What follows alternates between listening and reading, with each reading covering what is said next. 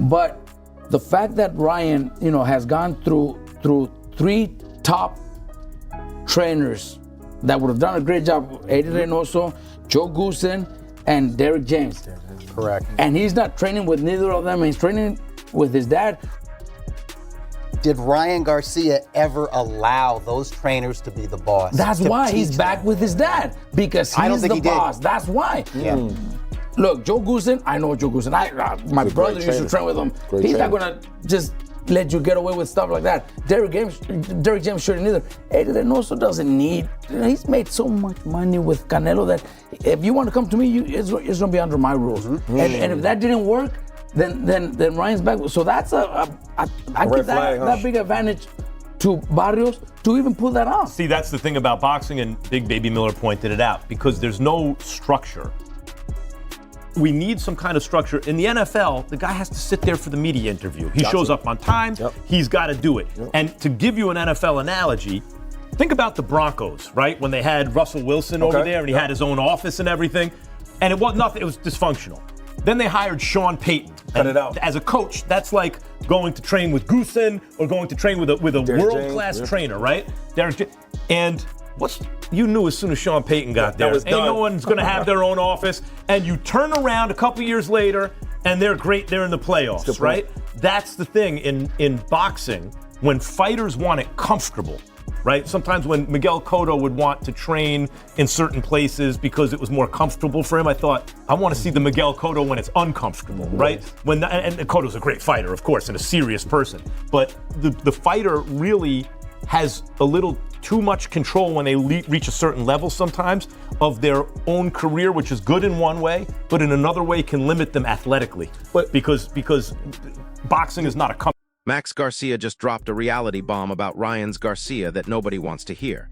And it's about to expose exactly why this Barrios fight could end Garcia's career as we know it. Raw talent means absolutely nothing in boxing without discipline, structure, and consistent training. And right now Garcia is walking into the ring like he's playing a video game, instead of facing a killer who's been studying every single one of his weaknesses for months. A top dude, It'd be a big mistake to underestimate him. Right, and it's like everyone thought he was going to win that fight, and Rolly just outboxed him. Rolly outboxed him and looked good doing it. You know what I mean? So it's like, it's crazy. I wish that Ryan, because he's so... Here's what's really happening behind the scenes that the mainstream media won't tell you.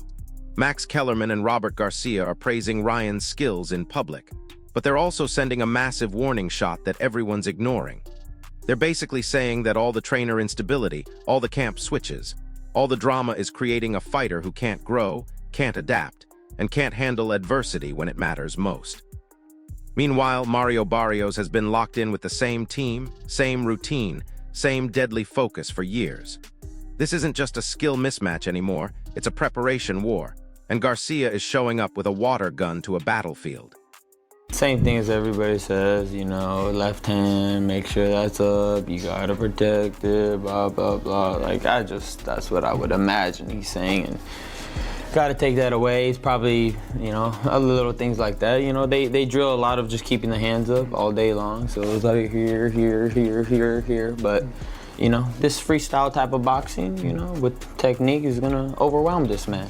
It was a great experience. He's definitely one of a kind. I took a lot from that fight, just being in there with somebody with his timing, his skill, his speed. Yeah, just we're gonna use that, to in every way, to grow as a fighter.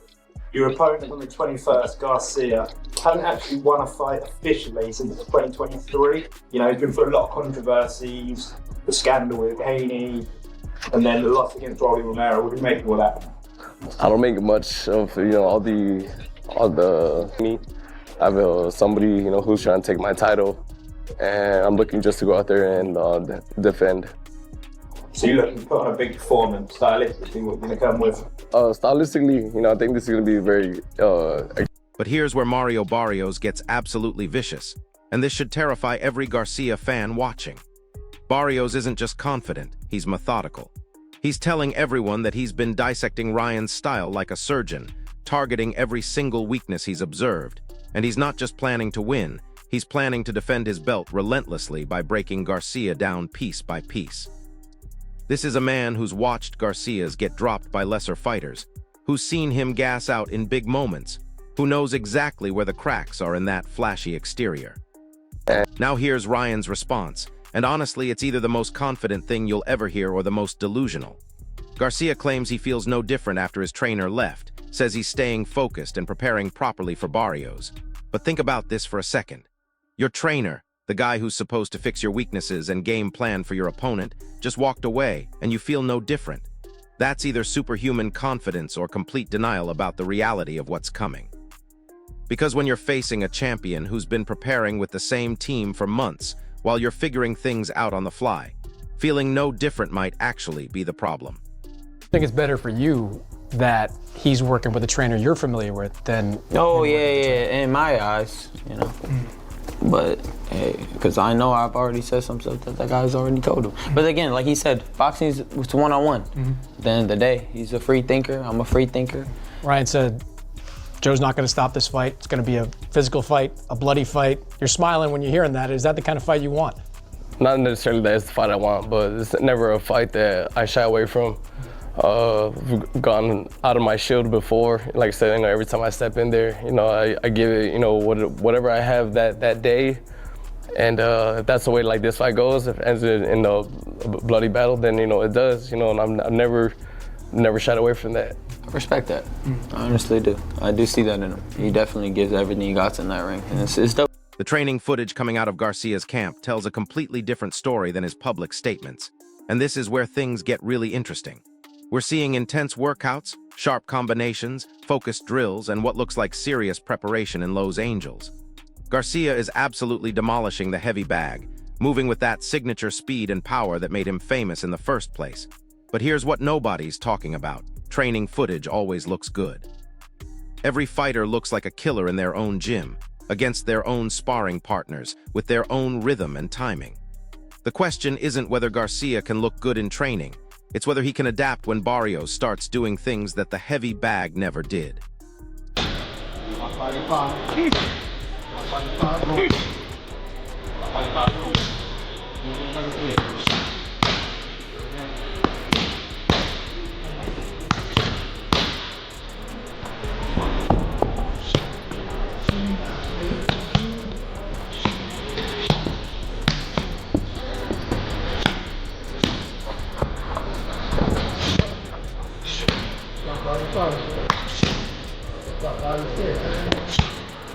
Lock up top three. Lock up top 3. Lock up top 3-2. Yeah.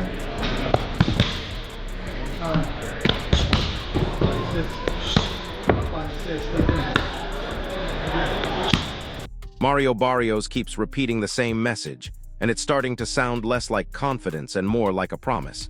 He's fully defensive about his championship, determined not to let Garcia steal his belt, protecting his pride like his life depends on it. But there's something deeper here that people are missing. Barrios isn't just defending a title, he's defending his entire identity as a fighter. Garcia comes in with all the hype, all the social media followers, all the mainstream attention, while Barrios has been grinding in relative obscurity. This isn't just about boxing skills anymore, this is about proving that real champions beat manufactured stars.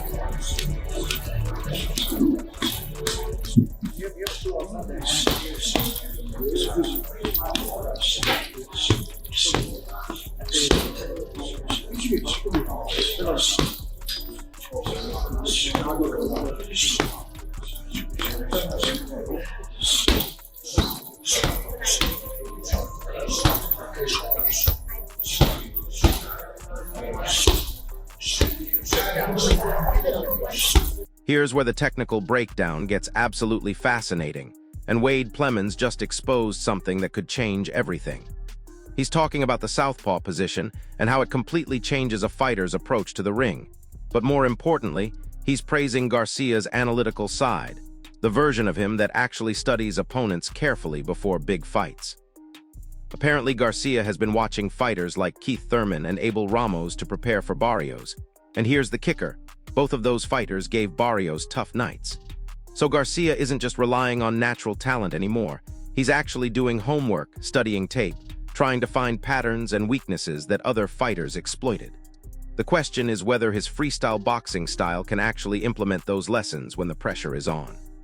And I'm looking just to go out there and defend. So you're looking to put on a big performance, stylistically, what's going to come with?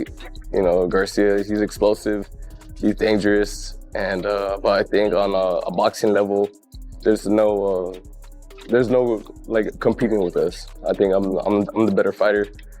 You just said you're the better fighter. Who can put more on the line with your title or his credibility? But then Garcia drops a confession that reveals everything wrong with his mindset, and it's honestly shocking how much this exposes his weaknesses. He's reflecting on his fight with Devin Haney, admitting that even though he dropped Haney during the match, he didn't finish him because of conditioning issues. He regrets not knocking him out in the 11th round, says he was holding back and playing around too much. Think about what he just admitted. In the biggest fight of his career, against his biggest rival, with everything on the line, he was playing around. He had his opponent hurt and didn't have the killer instinct or the conditioning to finish the job. That's not a technical problem, that's a mental problem, and mental problems don't get fixed in a few weeks of training camp.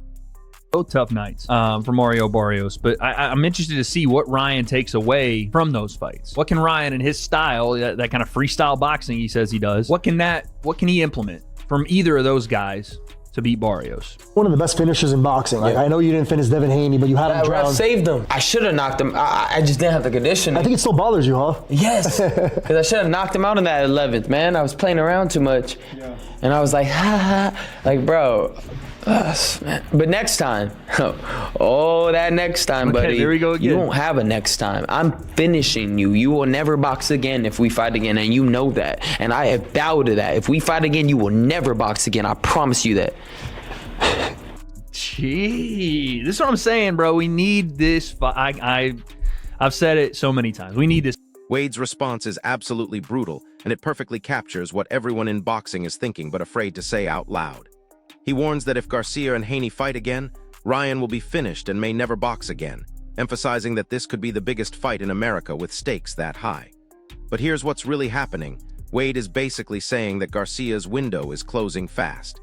He's not a prospect anymore. He's not a rising star with unlimited potential. He's a proven commodity with known weaknesses, and if he doesn't figure out his conditioning, his focus, and his killer instinct soon, the sport is going to pass him by completely. And someone's against him, when people think he'll lose, when it's a different challenge to him, even though the Rolly fight was a huge challenge. It was a world title shot, right? But you think back through Ryan's career and the fights where he performs better. Oscar Duarte fight, he thought Oscar De La Hoya and all of Golden Boy was against him. Obviously, the Devin Haney fight, no one thought he'd win. The Luke Campbell fight, Luke was an Olympian, so that was a big deal as well. The Gervonta Davis fight, he just lost. I mean, yes, the weight cut, whatever, but Ryan lost. But the mentality of Ryan, that's the thing that's so all over the place from time to time that you just don't know what Ryan you're going to get. I don't know what Ryan we're going to get in the Mario Barrios fight. He's saying all the right stuff. He's trained hard, right? He's acting like this is the one, but mentally is it, right? Because he kind of said the right stuff. He was a little quieter last time with the Rolly fight, but he said the right stuff, and it's hard to know, dude. It is, because another thing you worry about, I keep looking at this picture of Ryan, and I'm seeing a guy that... Mario Barrios gives Garcia more respect than Garcia probably deserves, and that might be the most dangerous thing for Ryan heading into this fight. Barrios acknowledges Garcia's speed, power, and confidence, noting his unusual recent period that included the loss to Gervonta Davis and the spectacular victory over Haney. He even mentions the drug test controversy and how it might have affected Garcia mentally. But here's the thing, Barrios is treating Garcia like a serious threat, while also acknowledging all his weaknesses and distractions. That's the approach of a fighter who's prepared for everything, who's not going to be surprised by Garcia's best shots or distracted by his worst habits. Get Ryan as an opponent. Obviously, I'll put respect on the speed, the power, the confidence, and all that, but it's been a weird stretch for him in the ring, to be fair. The lifeless loss to Rolly Romero, the spectacular victory over Devin Haney, but obviously the drug test, everything that went on around that mentally. And, certainly at the end of the day, we wish Ryan well. How do you sort of gauge where he's at as a fighter entering this fight? It's hard to say really, where exactly, he's at, but, I just had to prepare as if, I have a focused Ryan in front of me, as they're saying.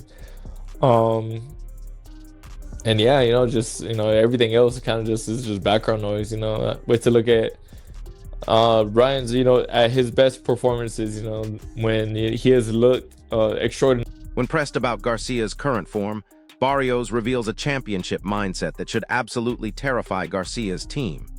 He admits it's difficult to gauge exactly where Garcia stands as a fighter right now, but his preparation focuses on facing Ryan at his absolute best, treating every training session and strategy meeting as if the strongest, most focused version of Garcia will show up. Everything else, the controversies, media narratives, social media drama, all of it is just background noise that doesn't impact his preparation at all. This is a fighter who's ready for Garcia's A game, while Garcia seems to be hoping his C game will be enough. He's a character to be around. But no, the move to go be with Joe was gonna happen, whether this fight with Ryan was made or not.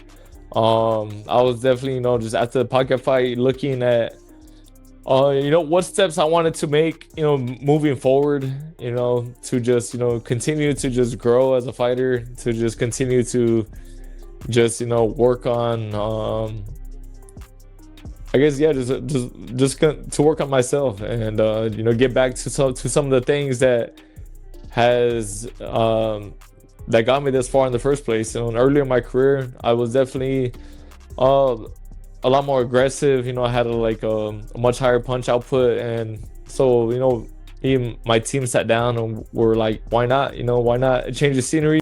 Tim Bradley's technical breakdown just exposed the exact blueprint for how this fight gets won or lost, and it's all about timing and precision in ways that favor the more disciplined fighter. Bradley explains that Garcia looks to exploit Barrios' movement by flicking the jab and timing his opponent as he drops down or changes levels. He highlights Garcia's signature punch, the 45, which is a combination half hook and half uppercut that Oscar Garcia's La Hoya made famous. Garcia has studied and adopted this shot, and Bradley considers it a dangerous weapon that Barrios must be wary of. But here's the crucial part.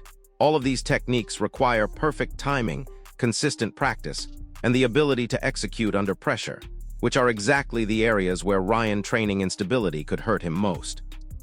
Because Barrios is a counterpuncher and he likes to stay, again, close to mid-range to outside, mid-range to outside. So he's like, a step or two, I would say a step, right in mid-range when he's firing shots. And so sometimes he'll throw those single jabs at mid-range, and he can be countered with the right hand. But we all know that Ryan Garcia, hopefully his right hand is back, operating. If his right hand is operating, he should have a field day, taking advantage of that, mid-range jab coming from Barrios. And he does it a lot, man. He really does. A lot of stuff that he does, he has good form and technique on it, Barrios. But it's just subtle mistakes that he makes. Like just stand near the pocket after he gets done working so guys can attack him after he gets done. Bradley also breaks down Barrios' vulnerabilities in a way that shows exactly how Garcia could win this fight if he's actually prepared properly. Throughout Barrios' career, he struggled with body shots, which can affect his stamina and performance later in fights. He's a strong right-hand puncher, but susceptible to flush right hands and left hooks, exactly the kind of shots Garcia throws naturally. As a counter-puncher, Barrios prefers mid-range to outside fighting, often stepping in to fire single jabs that leave openings Garcia could exploit if his timing is sharp. The problem is that exploiting these weaknesses requires the kind of disciplined game planning and consistent execution that Garcia has struggled with throughout his career. He swells quickly, man. Yeah, he gets damaged really easily. You touch him, he starts to bruise up immediately, starts to swell up immediately. So I think Ryan having those heavy hands, I think that can be an issue in a fight as well. those eyes will start swelling, that nose will start swelling up. I've seen, eyes and nose swell up on Barrios, man, and he looked like, real bad, the Elephant Man, after fight. So I think that's something that we got to take into consideration as well. I think, again, let's go back to the trainer. I think it's going to favor Barrios, the fact that he knows that his trainer knows Garcia. It's going to favor him. He's going to know, the approach, on how to get to Ryan Garcia. He's seen him in. Chris Algery just made a comparison that perfectly captures Garcia's entire career dilemma, and it explains why this Barrios fight is make or break time. He highlights what Garcia brings to boxing, emphasizing his popularity and star power, unlike fighters like George Kambosos, who was hardworking but less naturally talented and never a real star. Garcia draws attention because of his charisma, physical gifts, and flashy style that make him must-watch television. But here's the brutal reality check. Garcia has never achieved a world championship, making it impossible to compare his accomplishments to fighters like Kambosos, who earned their big wins through grit and perseverance. Garcia's path has been fueled by talent and fame, but Algery questions whether he'll ever reach the level of a career-defining victory, and that question is about to get answered against Barrios. From the onset about being a star, Kambosos was never a star. Kambosos was never that popular, not the way that Ryan Garcia is. So Ryan's here because of that. And yes, he does have some physical gifts and a ton of physical talent, and physical gifts that make him, must-watch TV when he's on.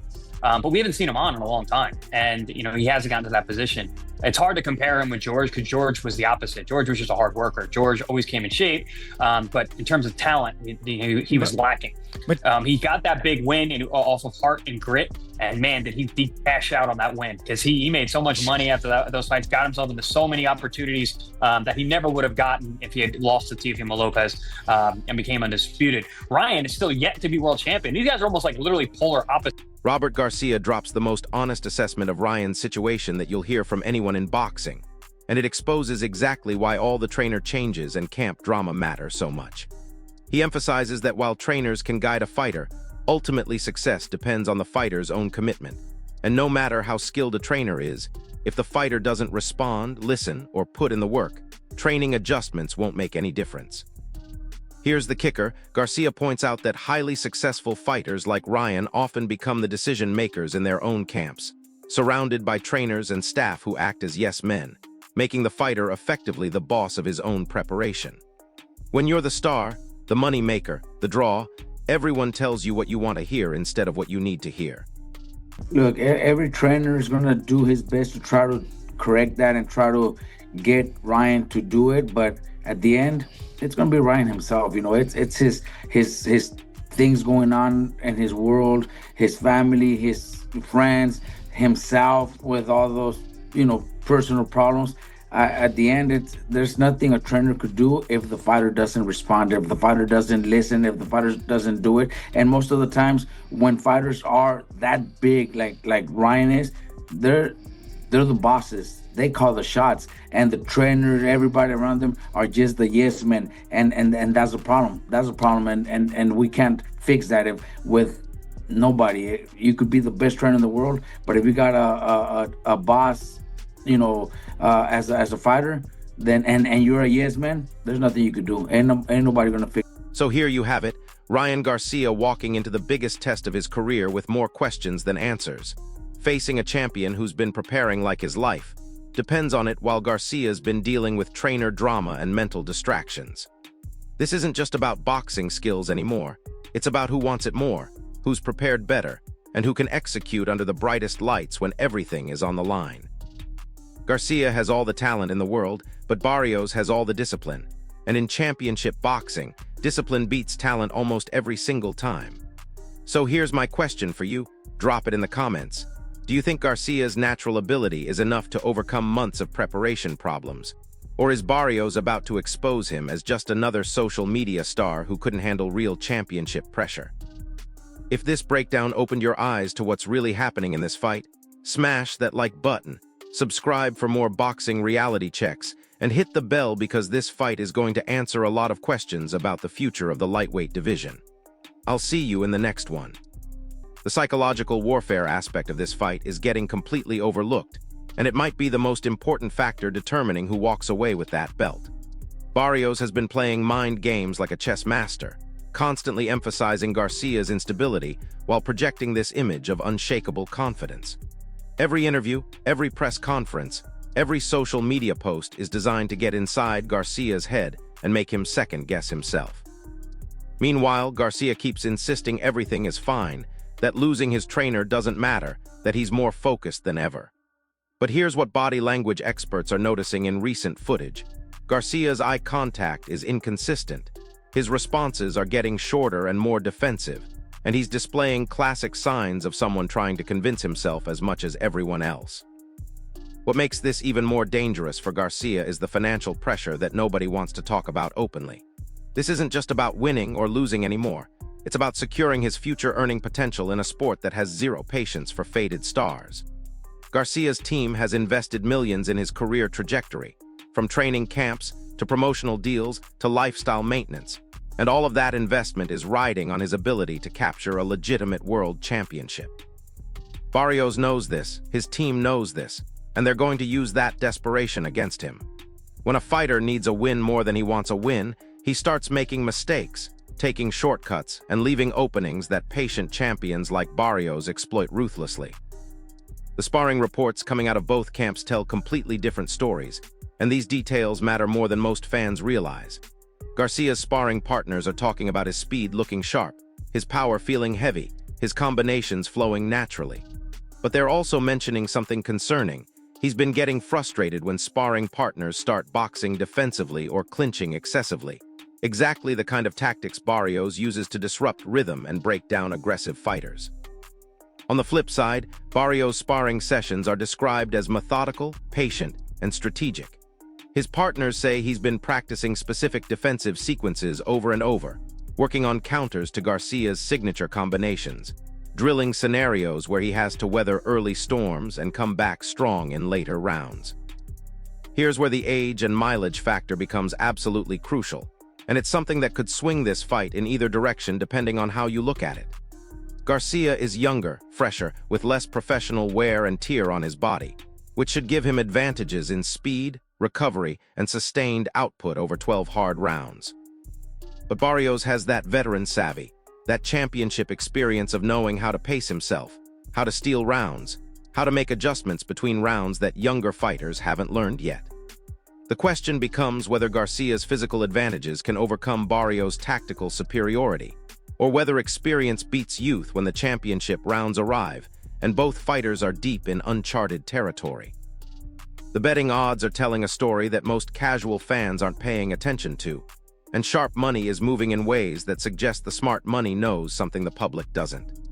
Initially, Garcia opened as a slight favorite based on name recognition and perceived talent level, but the line has been shifting steadily toward Barrios as more information comes out about Garcia camp's situation and preparation issues.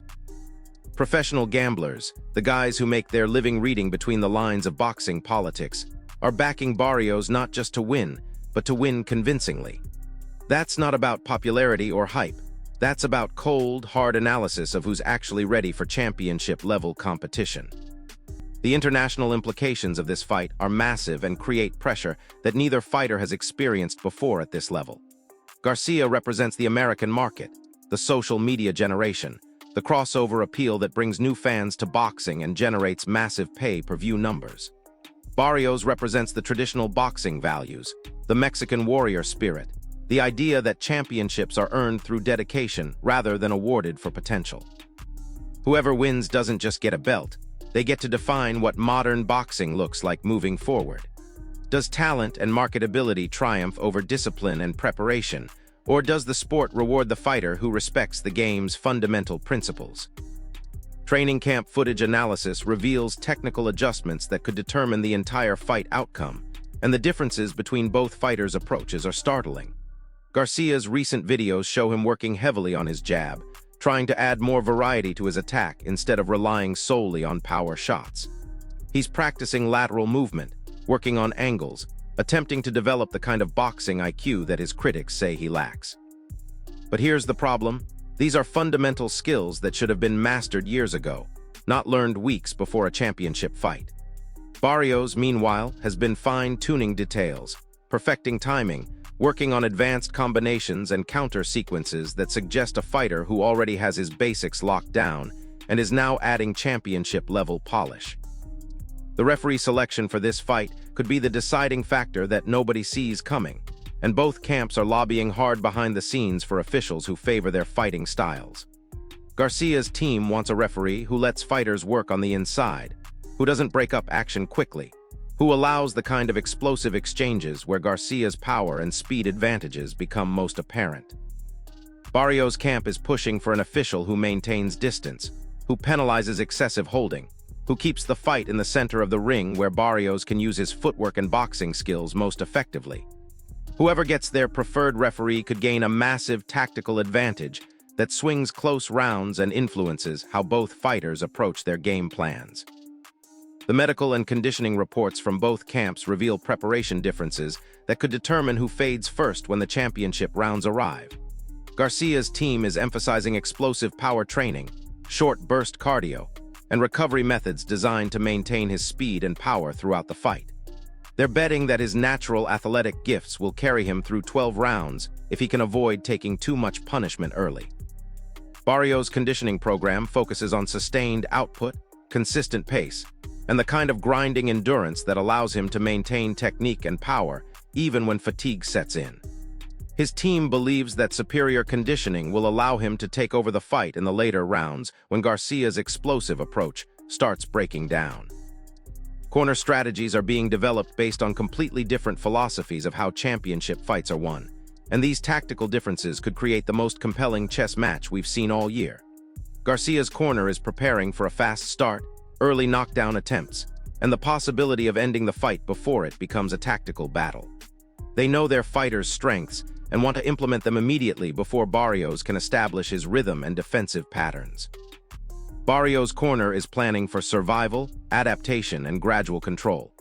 They expect Garcia to come out firing and have prepared specific defensive sequences, clinching techniques, and counter-punching opportunities designed to weather the early storm and take control as the fight progresses.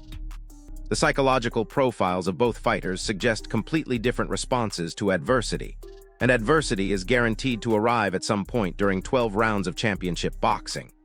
Garcia's has shown throughout his career that he can look spectacular when things are going his way, but struggles when opponents disrupt his rhythm, when fights get messy, when plans don't work perfectly.